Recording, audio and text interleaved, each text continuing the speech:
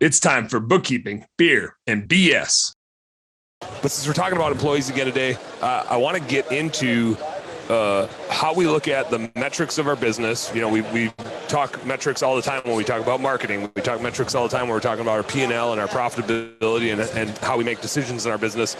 With how important the employee side of our business is, I want to spend some time kicking around metrics on that. How do we measure how good we're doing on the employee side? How do we start measuring our culture? How do we start measuring our recruiting success?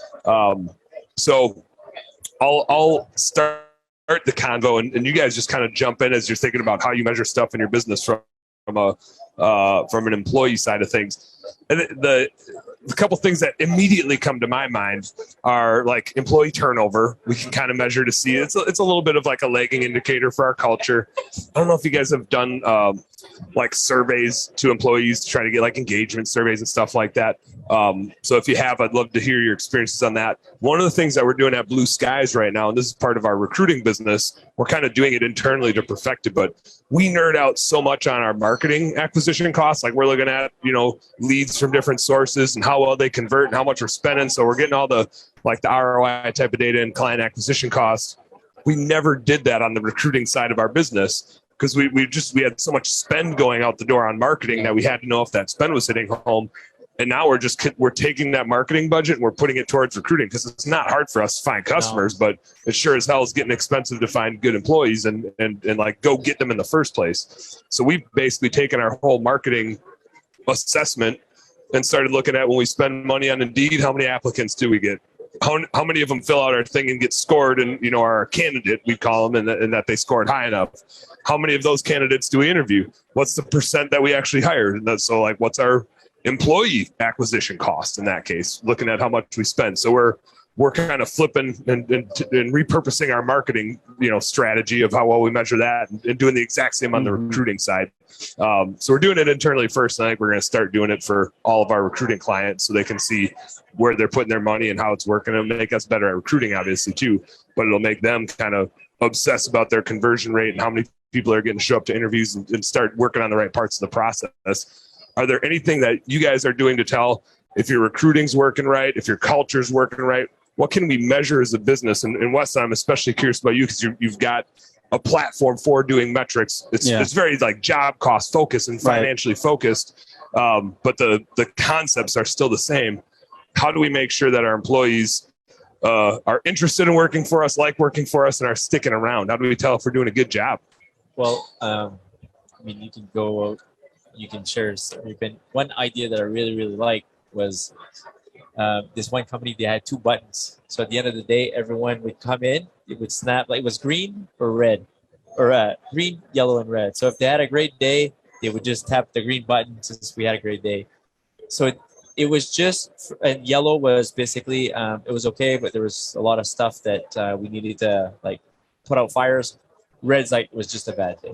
Mm-hmm. And so they would always touch base with people who had the red. That's badass. And the yellow, they would monitor. They would probably send like a text or an email, say, hey, if there's anything I can do to support, let me know. And then green was like, good. But they rewarded people with a lot of green, not because they wanted them to not push the yellow or the red, but green also could mean like, hey, I found solutions. I had a good day because I found solutions. I made it a good day. Mm-hmm. And that's what the culture was, is make it a good day, right? So, yeah, that's just an idea that I found was pretty cool. Doesn't mean it works for every business because depending on the size and you know, doesn't work with everyone. But I think it's what you do consistently that works. And you got to hear feedback, get feedback, give feedback, and then you can start looking at what you want to measure, right? I did. So the employees in that case, like they knew which employee hit which button, right? Yeah. I was thinking maybe you do it like anonymously to get like general feedback, but then it does make it tough to address. And when you're like, yeah, we got a lot of reds, like who's pushing? If you're pushing the red, you know, you want to swing in and talk about it, but they said that they would never punish, if that's the right word, like anyone for pushing red. You can push out red all week. And if it meant you pushed it all week, then they want to address the issue and they want to find out with you, like, hey, what can we do? Like, obviously, if you're not in the right position, you're not doing the right things, or you're not able to do the right things because you don't have the skills, we want to help you.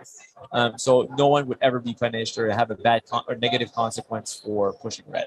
So the company took full ownership. They wanted everyone to be green most of the time. And you know what? Maybe at first they had a lot of issues. It got better, and people really took pride in pushing green because then they would see on the board like how many greens they got that week, right? Oh, badass! So it's just like they didn't measure by numbers, but they measured by color because that was like the happiness meter of the company, and it was right there. You came in, it's like this is their happiness meter, and everyone took the leaders, especially was they were working in the office all the time. They really took pride in that green, and so they wanted to keep their team in the green. So hey, Jairus, cut that one out for a YouTube bookkeeping bite right there. That's freaking brilliant. I love that. Man, good luck, Pat. Good luck doing that one. Yeah, I think I'm going to steal that. I'm already thinking like, where are we going to put that in the office? I can talk about how we do that. How's it working for you? Buttons are going to be great. But no, so we have. I would say it's a bit more arbitrary how we track that stuff. So we could definitely get better with our metrics on the employee side.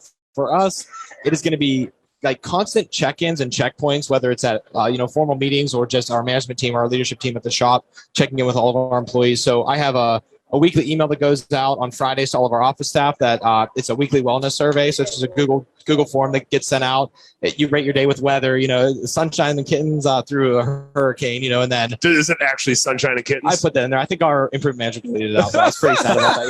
Yeah. Come on, can a guy just have a good time around here? And but that's a good touch point again. So after they deleted it, you were no longer sunshine and kittens, and that brought your mood down to level. Yeah, exactly. What about the kittens? I hit rain after that, No, and so it's a good touch point. Every Friday it dings them at noon. It's not mandatory, but it's a good touch point for them, to let us know if anything is going on at home. If it just in general their job is sucking that week or whatever, so we can address those issues. And then for our field staff, it's really just touch points we have a production meeting weekly where we address employees of concern, if culture's not right, like things of that nature, where we write it down. It's then my main job to fix that throughout the next week. And we have a lot of eyes watching, which is really good. It's not just myself and not just my business partner, Ken, watching. So we have that leadership team that helps us. It's delegated now, which we can pinpoint someone who's having a mental health issue, right? And it's so-and-so is just not quite right now. And I don't think it's a job thing. So not that I'm going to go and bombard him with questions about his personal life, because that's not appropriate either. And I'm not a professional counselor, but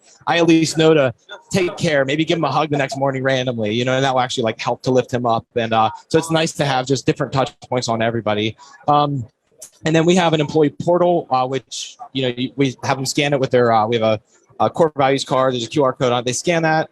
On there, there's a suggestion box, so you can anonymously write suggestions that would help improve our company, whether it's, hey, we should have a breakfast, or, hey, I want to see us with better tools. They then put safety concerns on there and equipment issues. So they have constant, constant buy-in of the company, or they have constant a voice in the company. So the fact that they even know that, they don't use a suggestion box very often, but they know that they can, that's a really big thing for them. So we literally address essentially anything that's put on there is addressed within weeks. We had our asphalt parking lot fixed because they didn't like how it bumped, how their cars, were bumping over it. And so they see that we now have an excavation company out there putting asphalt in, oh wow, this company listens to us. So it's just letting them talk, and then you just physically do what they're asking. So Yep.